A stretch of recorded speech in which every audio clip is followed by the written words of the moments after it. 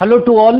हम लोग आज एक बहुत बहुत इंपॉर्टेंट टॉपिक स्टार्ट कर रहे हैं और उसका नाम है that is opening and closing of stomata. हम रंध्रों के खुलने की और बंद होने की क्रियाविधि पढ़ रहे हैं। हम ये जानने की कोशिश करेंगे कि रंध्र दिन में क्यों खुलते हैं और रंध्र रात को क्यों बंद हो जाते हैं। वैसे तो हम सभी जानते हैं कि रंध्र दिन में खुलते हैं और रात को बंद हो जाते हैं अधिकांश पादपों के अंदर, यदि मैं कैन पादपों को छोड़ दूं तो। लेकिन what is the mechanism lying behind that, उसको समझने के लिए बहुत सारे सिद्धांत आए थे ओपनिंग और क्लोजिंग ऑफ स्टोमेटा को समझने के लिए। लेकिन उनमें से जो सबसे महत्वपूर्ण जो सिद्धांत है, जो आधुनिक सिद्धांत है, जो बेस्ट थ्योरी है, वो लेविट ने दी थी। और लेविट ने जो सिद्धांत दिया था वो था K+H+ एक्सचेंज थ्योरी, या इसको हम active K+ ion transport theory के नाम से भी जानते हैं। देखिए, सबसे पहले आपको यह जानना होगा कि इस थ्योरी का थीम क्या है। यह थ्योरी कहती है कि जब K+ आयन गार्ड सेल्स में प्रवेश करते हैं, अब ये गार्ड सेल्स क्या है तो आप जानते हो कि स्टोमेटा को घेरे हुए जो रक्षक कोशिकाएं होती है उनको हम क्या बोलते हैं, गार्ड सेल्स कहते हैं। आप द्वार कोशिकाएं कहिए, रक्षक कोशिकाएं कहिए, और जो चारों तरफ प्रेजेंट है वो कौन सी है, सहायक कोशिकाएं। तो इनके बीच में H+ और K+ आयन का आदान प्रदान होता है और वही जो है वो इंपॉर्टेंट होता है किसके लिए, ओपनिंग और क्लोजिंग ऑफ स्टोमेटा के लिए। जैसे देखिए, आपको ये ध्यान रखना है कि जब K+ आयन एंटर करेंगे, जब K+ आयन सबसाइडरी सेल सहायक कोशिका से गार्ड सेल्स में एंटर करेंगे तो स्टोमेटा क्या होंगे, ओपन होंगे। आपको ये ध्यान रखना है।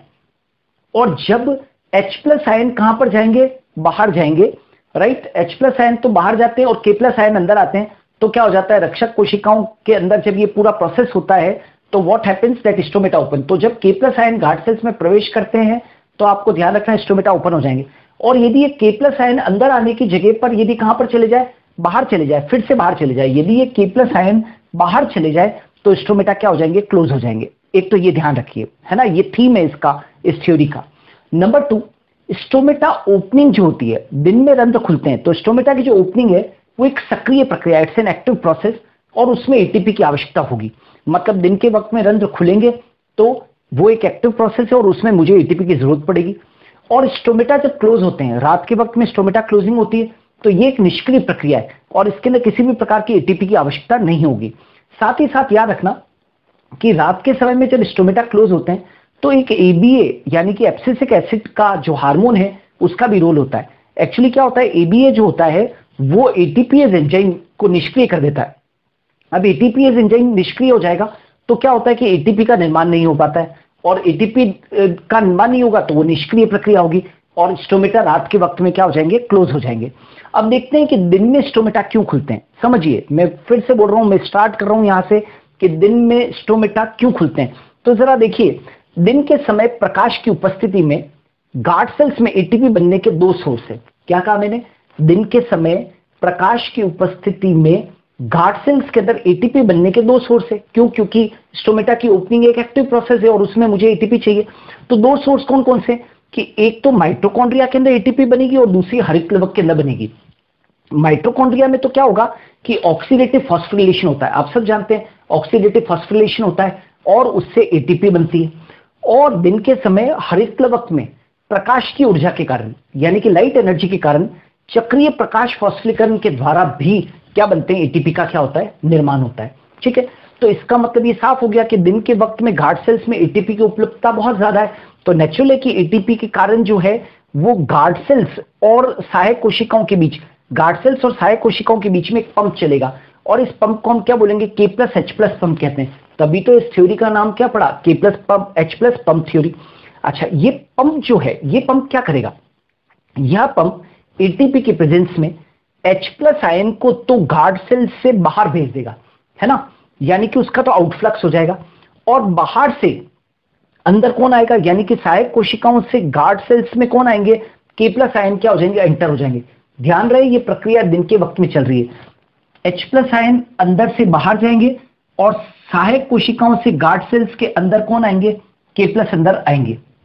ओके, याद रखना, गार्ड सेल से H+ के बहिर्प्रवाह व K+ के अंतर प्रवाह से गार्ड सेल्स का जो पीएच होता है वो बढ़ जाता है और कितना हो जाता है, 7.5 के करीब हो जाता है। राइट, कितना हो जाएगा, 7.5 के करीब। ये क्वेश्चन एग्जाम के अंदर बहुत बहुत बार पूछा गया है, कि H+ आयन के बाहर जाने से और K+ आयन के भीतर आने से द्वार कोशिकाओं की पीएच पर क्या प्रभाव पड़ता है। तो हमेशा ध्यान रखना, इट इज वेरी इंपॉर्टेंट। द्वार कोशिकाओं की पीएच क्या हो जाती है, बढ़ जाती है और ये 7.5 के करीब हो जाती है। अब जैसे ये पीएच बढ़ जाएगी तो इस बढ़ी हुई पीएच के ऊपर क्या होगा कि जो गार्ड सेल्स के अंदर कार्बोहाइड्रेट होता है वो कार्बोहाइड्रेट ग्लाइकोलिसिस की प्रक्रिया के द्वारा एक 3 कार्बन कंपाउंड में चेंज हो जाता है, उसका नाम है फॉस्फोइनोल पायरुविक एसिड, ओके, जिसको कि पैप भी कहते हैं। ये देखिए ये प्रक्रिया कहां चल रही है, गार्ड सेल में। कार्बोहाइड्रेट जो है जो कि गार्ड सेल्स में वो ग्लाइकोलिसिस की प्रक्रिया चलेगी, पीएच 7.5 है ही है और उसमें एक 3 कार्बन कंपाउंड में बदल जाएगा ये, जिसको बोलते हैं फॉस्फोइनोल पायरुविक एसिड, पैप कहते हैं। गार्ड सेल्स के अंदर अब क्या बन गया, पैप। शीघ्र ही क्या होता है कि ये जो पैप होता है वो CO2 से क्या करता है, कंबाइन करता है, क्योंकि आप जानते हैं रात को श्वसन से जो CO2 निकली थी वो दिन के वक्त में काम आती है। तो यहां पर पैप जो है वो CO2 से कंबाइन कर जाएगा। तो पैप एक 3 कार्बन कंपाउंड है, एक कार्बन डाइऑक्साइड से एक कार्बन प्राप्त होगा, तो पैप बदल जाएगा एक 4 कार्बन कंपाउंड में, और इस 4 कार्बन कंपाउंड का नाम क्या है, ऑक्सिलो एसिटिक एसिड। ये भी अभी कहां बना है, गार्ड सेल्स के अंदर। लेकिन ध्यान रहे कि पैप कार्बन डाइऑक्साइड से जुड़ता है तो जो एंजाइम काम करता है वो कौन सा है, पैप कार्बोक्सिलेज। इस पैप कार्बोक्सिलेज एंजाइम को हम शॉर्ट फॉर्म के अंदर पेप्को भी कहते हैं। और ध्यान रहे कि ये जो पेप्को एंजाइम है या जो पैप कार्बोक्सिलेज एंजाइम है वो नीली लाइट में क्या रहता है, सक्रिय रहता है, ब्लू लाइट में सक्रिय रहता है। इसीलिए तो कहते हैं रंध्रों के खुलने में ब्लू लाइट का क्या है, बहुत महत्वपूर्ण योगदान है। क्यों, क्योंकि पैप जब CO2 से क्रिया करता है और ऑक्सिलो एसिटिक एसिड बनता है तो ऑक्सिलो एसिटिक एसिड के बनने के लिए पैप कार्बोक्सिलेज एंजाइम का रोल बहुत महत्वपूर्ण है। अब देखते हैं कि इसका क्या होता है, that is what happens to oxaloacetic acid. तो अब देखो अब क्या होता है कि ऑक्सिलो एसिटिक एसिड का अपचयन होगा। What will happen, oxalo acetic acid का अपचयन होगा और अपचयित होकर ये किसमें बदल जाता है, मैलिक एसिड के अंदर। ये प्रक्रिया कहां चल रही है, you must remember this thing, ये प्रक्रिया गार्ड सेल्स के अंदर चल रही है, ओके। तो अब क्या है, नेक्स्ट स्टेप क्या होगा, सीयर, कि गार्ड सेल्स के अंदर क्या बन गया था, ऑक्सिलो एसिटिक एसिड, जो कि 4 कार्बन कंपाउंड है। ये ऑक्सिलो एसिटिक एसिड जो है वो अब क्या करेगा, NADPH2 से कंबाइन करेगा, यहां पर अपचयन की प्रक्रिया होगी और ऑक्सिलो एसिटिक एसिड बदल जाएगा किसके अंदर, मैलिक एसिड के अंदर। ये मैलिक एसिड जो है 4 कार्बन कंपाउंड है प्लस NADPH2 बदल जाएगा NADP में, ओके। और ये गार्ड सेल्स के अंदर क्या बन गया है, गार्ड सेल्स के अंदर मैलिक एसिड का क्या हो गया, निर्माण हो गया और NADPH2 बदल गई NADP के अंदर। अब शीघ्र ही क्या होता है कि गार्ड सेल के अंदर ये जो मैलिक एसिड है, ये मैलिक एसिड का डिसोसिएशन हो जाएगा। डिसोसिएशन का मतलब है कि ये टूट जाएगा, मैलिक एसिड टूटेगा और 2 चीजें बनेगी, H+ ion plus malate ion. H+ ion plus malate ion ये कहां पर बन गए, गार्ड सेल्स के अंदर, गार्ड सेल्स में बन गए। अभी क्या होता है कि ये जो H+ आयन है, याद रखें H+ आयन गार्ड सेल से कहां चले जाएगा, गार्ड सेल से इसका आउटफ्लक्स होगा। आउटफ्लक्स मतलब बहिर्प्रवाह, आउटफ्लक्स होगा। आउटफ्लक्स का मतलब है किसी चीज का बाहर, आउटफ्लक्स होगा वह सहायक कोशिका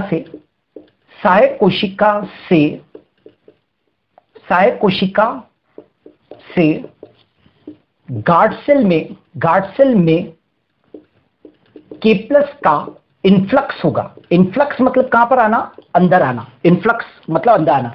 तो मतलब ये तो कहां पर जाएगा, बाहर, तो ये तो चला गया बाहर और अंदर कौन आया, K+। तो ये जो K+ है ये अब गार्ड सेल्स के अंदर जो बाहर से अंदर आया है, दैट इज K+ आयन, वो मेलेट आयन के साथ में क्या करेगा, क्रिया करेगा। ये क्रिया कहां चल रही है, गार्ड सेल्स के अंदर। और K+ और मेलेट आयन के जुड़ने से गार्ड सेल्स के अंदर पोटेशियम मेलेट बन जाएगा, पोटेशियम मेलेट। ये जो पोटेशियम मेलेट है वो कहां पर बन गया है, गार्ड सेल्स में। और याद रहे कि पोटेशियम मेलेट एक परासरणीय सक्रिय पदार्थ है, परासरणीय सक्रिय पदार्थ है जो गार्ड सेल्स के ओपी को ज्यादा कर देगा, हाई कर देगा। ओपी को क्या कर देगा, हाई कर देगा। मतलब मैं कहना चाहता हूं कि यहां पर क्या होगा, ये देखिए, ये यहां पर पोटेशियम मेलेट बना है, यहां पर क्या बना है, गार्ड सेल्स के अंदर अब पोटेशियम मेलेट बन गया है। तो पोटेशियम मेलेट के कारण गार्ड सेल का ओपी क्या हो जाएगा? हाई। लेकिन इसके रेस्पेक्ट में यदि आप यहां पर ओपी देखोगे, कहां पर? सहायक कोशिका में, तो ओपी क्या है? कम होगा। ठीक है, तो अब रूल क्या कहता है? हम ये बहुत अच्छी तरह से जानते हैं। रूल क्या कहता है? रूल ये कहता है कि हमेशा लो ओपी से, आपने मेरे प्रीवियस वीडियोस में देखा होगा, लो ओपी से जल की गति कहां पर होती है? हाई ओपी की तरफ। ये हम जानते हैं, हाई ओपी की तरफ होती है ना? This is the rule, osmotic rule. तो अब पानी किधर से किधर जाएगा? तो अब क्या होगा? तो जल की गति, नेचुरल है कि जल की गति किधर से किधर होगी? कम से अधिक की ओर। तो ये जल किधर से किधर जाएगा? इधर से इधर। तो जल की गति कहां पर होगी? सहायक कोशिका से। सहायक कोशिका से किसमें होगी? सहायक कोशिका से गार्ड सेल में होगी। क्यों? क्योंकि यहां पर क्या बना है? Potassium maleate. पोटेशियम मेलेट बन जाने के कारण इसका ओपी क्या? हाई है। तो जल की गति बाहर से कहां पर होगी? सहायक कोशिका से गार्ड सेल में होगी। तो गार्ड सेल्स क्या हो जाएगी? गार्ड सेल स्फीत हो जाएगी। स्फीत का मतलब क्या होता है? टर्जिड हो जाएगी। और टीपी क्या हो जाएगा? टीपी विकसित। टीपी क्या हो जाएगा? विकसित। और गार्ड सेल्स क्या हो जाएगी? ये जो गार्ड सेल्स है वो क्या हो जाएगी? गार्ड सेल स्वेल, फूल जाएगी। टर्जिड हो गई ना, तो फूल जाएगी। तो नेचुरल है कि गार्ड सेल, मान लीजिए कि ये गार्ड सेल ऐसे पानी अंदर आ रहा है तो ये फूल रही है, तो बताओ जल्दी से क्या हुआ? स्टोमेटा क्या हो जाएंगे? स्टोमेटा ओपन हो जाएंगे। स्टोमेटा ओपन हो जाएंगे। तो ये थ्योरी का एक भाग है कि स्टोमेटा जो है वो, आप देखो यहां पर नोटिस करना है कि स्टोमेटा आखिर दिन में क्यों खुले। तो ये मैकेनिज्म क्या करता है? काम करता है। अब प्रश्न उठता है यहां पर, दूसरा प्रश्न है, इस थ्योरी का दूसरा भाग है। दूसरा भाग है कि स्टोमेटा रात को बंद क्यों होते हैं? क्या कहा मैंने? स्टोमेटा रात को बंद क्यों होते हैं? अब आपको यह समझना होगा कि स्टोमेटा रात को क्यों बंद होते हैं, है ना? तो जो प्रक्रिया दिन के अंदर चली है उसकी बिल्कुल उल्टी प्रक्रिया जो है वो कब चलती है? रात को। तो रात को स्टोमेटा क्या हो जाते हैं? बंद हो जाते हैं। ठीक है, अब जरा देखो रात को क्या प्रक्रिया चलेगी। क्या है मेरा दूसरा? क्या है? स्टोमेटा। हम क्या पढ़ने जा रहे हैं? स्टोमेटा जो होता है वो रात को बंद क्यों होते हैं? Why do stomata close at night? तो देखो, अब आपको ये जान लो कि रात के समय आपको मालूम होना चाहिए कि CO2 का कंसेंट्रेशन बढ़ जाता है। तो CO2 सब स्टोमेटल कैविटी में एक्यूमुलेट हो जाती है, इकट्ठी हो जाती है, एक्यूमुलेट हो जाती है। साथ ही आपको मालूम है कि रात के समय साथ ही ABA पार्टिसिपेट करता है, रात को पार्टिसिपेट करता है। ABA क्या है? एब्सिसिक एसिड पार्टिसिपेट करता है। यह ATPase को निष्क्रिय कर देता है। ये ATPase को क्या कर देता है? निष्क्रिय कर देता है। एवं रात को ATP का निर्माण नहीं होता। रात के वक्त में क्या नहीं होगा? ATP का निर्माण नहीं होगा। तो क्या होगा? H+ या K+ H+ पंप नहीं चलेगा। क्यों? क्योंकि ATP नहीं बनी, क्योंकि ATPase एंजाइम निष्क्रिय हो गया, तो ATP नहीं बनी, तो क्या होगा? H+ K+ पंप नहीं चलेगा। तो नहीं चलेगा तो क्या होगा? ATP उपलब्ध नहीं है। तो हम जानते हैं कि रात के समय क्या चलेगा? रात के समय पैसिव प्रोसेस होगा, क्योंकि एक्टिव प्रोसेस हो ही नहीं सकता, ATP है नहीं, तो पैसिव प्रोसेस होगा। और पैसिव प्रोसेस होगा तो क्या होगा? That is known as passive process. का मतलब क्या होता है? ATP की जरूरत नहीं, यहां पर ATP तो उपलब्ध है ही नहीं, राइट? तो क्या होगा? पैसिव प्रोसेस होगा। और पैसिव प्रोसेस होगा तो याद रखो, रात को K+ गार्ड सेल से कहां पर जाएंगे?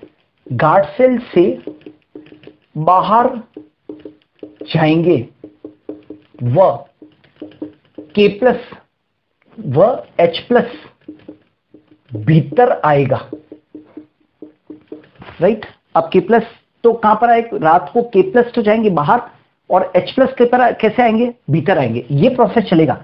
ये देखिए, ये यहां पर देखो उल्टा हो रहा है, जो दिन में हुआ था उसका उल्टा।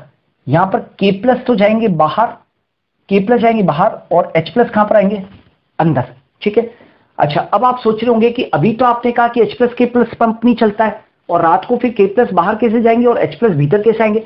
तो ये याद रखना, विसरण की प्रक्रिया के द्वारा होगा, विसरण की प्रक्रिया द्वारा। ये जो प्रोसेस है पूरा वो किसके द्वारा होगा, विसरण, डिफ्यूजन के प्रोसेस के द्वारा होगा। और आपको मालूम होना चाहिए कि डिफ्यूजन एक निष्क्रिय प्रोसेस है। डिफ्यूजन एक क्या है, निष्क्रिय प्रोसेस है, जिसके अंदर एनर्जी की जरूरत नहीं पड़ेगी। तो अब क्या होगा, H प्लस आयन की भीतर आने से, बाहर से अंदर आ गए ना, आने से, दिन के समय में कहां गए थे, बाहर गए थे। तो H प्लस आयन के भीतर आने से द्वार कोशिका की पीएच घट जाएगी। देखिए, दिन के वक्त में क्या हुई थी, बड़ी थी, रात के वक्त में पीएच क्या होगी, घट गई।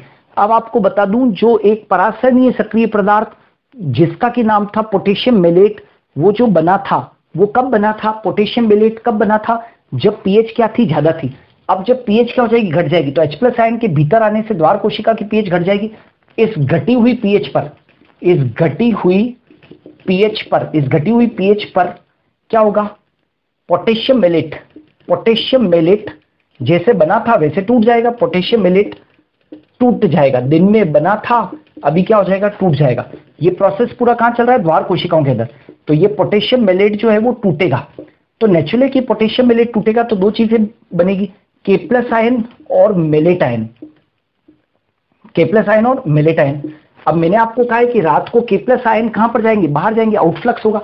तो ये तो चले जाएगा बाहर, और बाहर से अंदर कौन आ चुका था ऑलरेडी, H प्लस आयन। तो H plus ion plus malate ion, ये कहां पर, दोनों घाट सेल्स में फिर से जुड़ेंगे। ये दिन से बिल्कुल विपरीत प्रोसेस हो रहा है, राइट। H प्लस आयन और मेलेट आयन फिर से क्या जुड़ जाएंगे, यहां पर जुड़ जाएंगे, और गार्ड सेल्स के अंदर क्या बन जाएगा, मैलिक एसिड बन जाएगा। ये मैलिक एसिड बन गया गार्ड सेल्स के अंदर। तो गार्ड सेल्स के अंदर क्या बन गया है, मैलिक एसिड, जो कि आप जानते हो कि एक 4 कार्बन युक्त कंपाउंड था। तो वापस से मैलिक एसिड क्या हो गया, गार्ड सेल्स के अंदर बन गया। अब क्या होता है कि हमको ये मालूम होना चाहिए कि गार्ड सेल्स में ग्लाइऑक्सिसोम्स होते हैं। ये विशेष प्रकार की माइक्रोबॉडीज है, ग्लाइऑक्सिसोम्स होते हैं, जिनमें क्या होता है, जिनमें ग्लाइऑक्सिलेट चक्र चलता है। ग्लाइऑक्सिलेट चक्र चलता है। तो ग्लाइऑक्सिलेट चक्र के कारण क्या होगा कि जो मैलिक एसिड है, राइट, गार्ड सेल्स में ग्लाइऑक्सिसोम्स होते हैं जिनमें ग्लाइऑक्सिलेट चक्र चलता है। तो इस ग्लाइऑक्सिलेट चक्र जो है वो मैलिक एसिड को बदल देगा किसके अंदर, स्टार्च के अंदर। मैलिक एसिड को बदल देगा स्टार्च के अंदर, कार्बोहाइड्रेट के अंदर, ठीक है, कार्बोहाइड्रेट में बदल देगा। तो अब गार्ड सेल्स में क्या बन गया, रक्षक कोशिकाओं में क्या बन गया, स्टार्च। अब हमेशा ध्यान रखो, स्टार्च का जो पीएच होता है, स्टार्च का या मैं यूं कह दूं कि जो स्टार्च होता है वो कैसे है, यहां पर ये देखो, इसका स्टार्च का ओपी क्या है, ओपी कम है, मतलब परासंद आप क्या है, कम है। तो ये देखो यहां पर ये प्रोसेस हुआ है, यहां पर ये प्रोसेस हुआ है, यहां पर अब क्या बन चुका है, गार्ड सेल्स में क्या बन गया है, स्टार्च। तो हमेशा ध्यान रखो कि स्टार्च का ओपी क्या होता है, कम।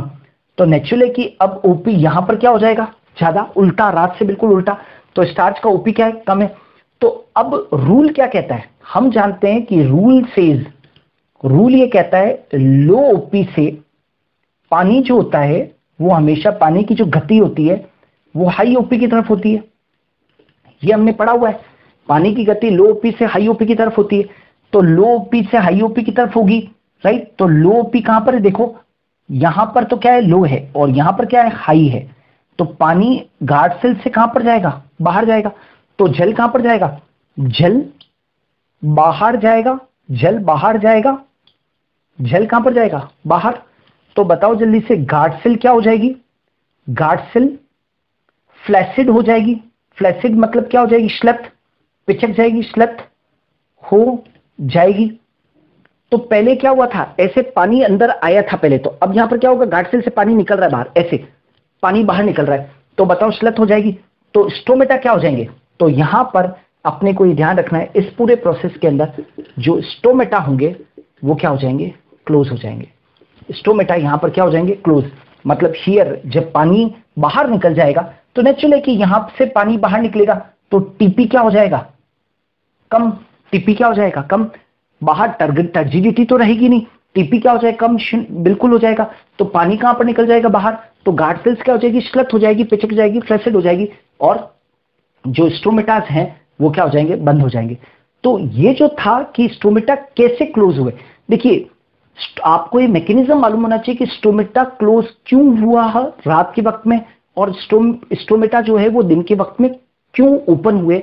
इसके लिए ये जो H+K+ पंप थ्योरी है, ये सबसे मॉडर्न थ्योरी है, सबसे बेस्ट थ्योरी है, जो कि ये शो करती है कि स्टोमेटा दिन में क्यों खुलते हैं और रात को क्या हो जाते हैं, बंद हो जाते हैं। तो डियर स्टूडेंट, ये जो था ये वीडियो बेस्ड था अपना that is mechanism of opening and closing of stomata के लिए। आप मेरे वीडियोस को देखते रहिए, इन्हें लाइक और शेयर कीजिए, और इन्हें ज्यादा से ज्यादा बच्चों के पास में पहुंचाइए, ताकि ज्यादा से ज्यादा बच्चों को लाभ हो। ये आपके हर कॉम्पिटिटिव एग्जाम के लिए इंपॉर्टेंट है। मेरे वीडियोस को देखते रहिए, हम प्लांट फिजियोलॉजी के ऊपर और भी वीडियोस लेकर आएंगे।